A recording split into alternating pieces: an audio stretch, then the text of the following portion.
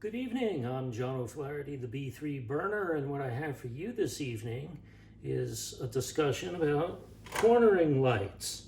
I haven't owned a car with cornering lights since 1995, so now that I have a Cadillac with them, now would be a good time to talk about them and what they are. Normally, what you have here are amber side markers when you turn on your headlights, and they're merely there to mark the front side corner of the car so that people directly to your side can see both a front reference in amber and a rear reference in red when they're alongside your car. In some cases, the side markers might blink. In other cases, they don't. In this case, this doesn't blink, and I'll explain why in a second.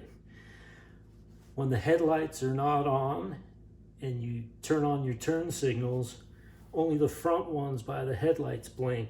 This isn't even illuminated.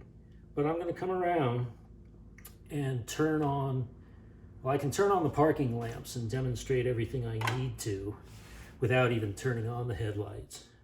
And we can do all this with the key turned in the halfway position without my even starting the engine in the garage, which of course I would never do. So let's take a closer look at these. We have a total of 7 panels of plastic divided amongst these metallic dividers. The first one is amber and is a reflector. The amber light bulb that is on the inside can partially shine through and illuminate it, but this panel isn't lit itself. The rest of these are just clear plastic lenses that allow the bulbs on the inside to shine out, and there are two of them. One is the amber bulb, which serves as the side marker, and the other is the white bulb, a very bright white bulb that's going to light up if I turn on my right turn signal. A cornering light is defined as a solid white light that lights up to illuminate what's to your front and your side, so that if there are any hazards, such as an elongated curb, a pedestrian, a bicyclist, a dog, you see it before you make the turn, and you can adjust your defensive driving accordingly. Now, today, with LED light bulbs and a wide spread of the headlights shining off to the side, your headlights almost serve better than cornering lights. But back in the day of dim yellow halogens, that were halogen headlights that were more narrowly beamed to the front and didn't really take too much advantage of side illumination, cornering lights were more important.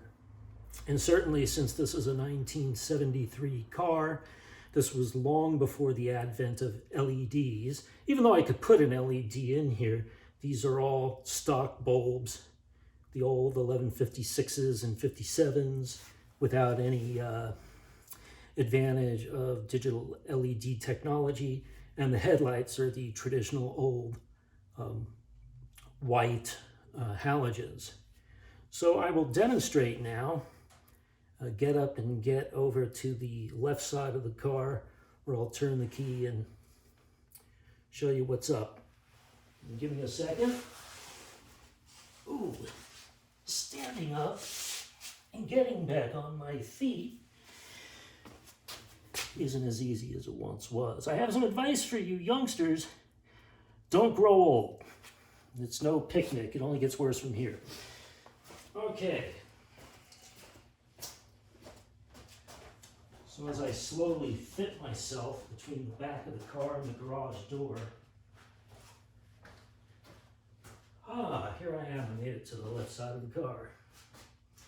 First, I'm going to start off by turning on the parking lights, and you can see that the amber bulb is lit in the second window. The reflector appears to be illuminated simply because it's backlit or side lit. Here, let me come around. You can see what I'm talking about. Okay, so this appears to be side lit, but it's merely only side lit by this amber light that's shining across here. There's also a dim white light in the back just to allow these to illuminate. It doesn't look that white.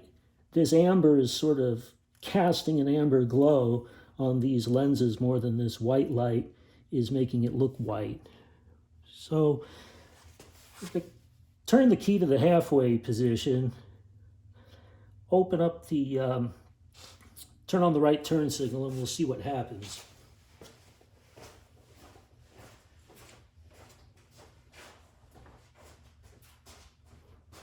Once again, making my way back to the opposite side of the car. I just want to double check something with the left side, that it's doing the same exact thing. Yeah. The white light actually does light up, but it lights up dim. Now we have the accessories cranked in the on position. Turn on the turn signal. And you will see, wow, it's interesting. There's so much power draw that when the right turn signal comes on, it actually dims the left tail light. If the car was running and it had the power of the alternator, it wouldn't be doing that. So now what we have, if you notice, is, oh, you're not going to see it, but take my word for it.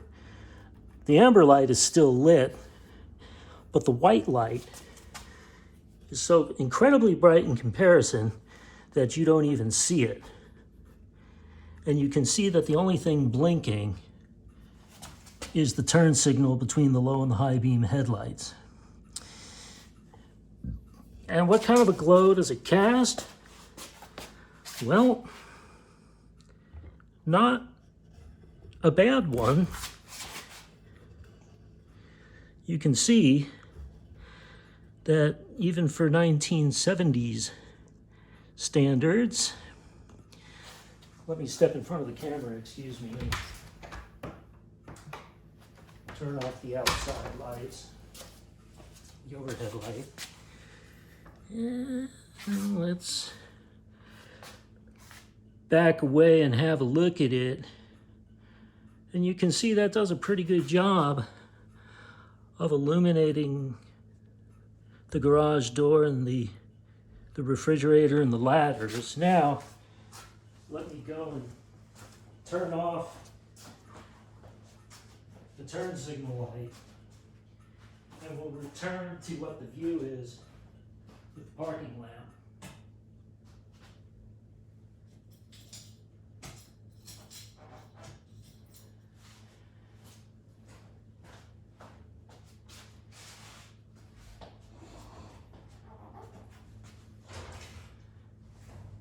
And you will see that things are visible.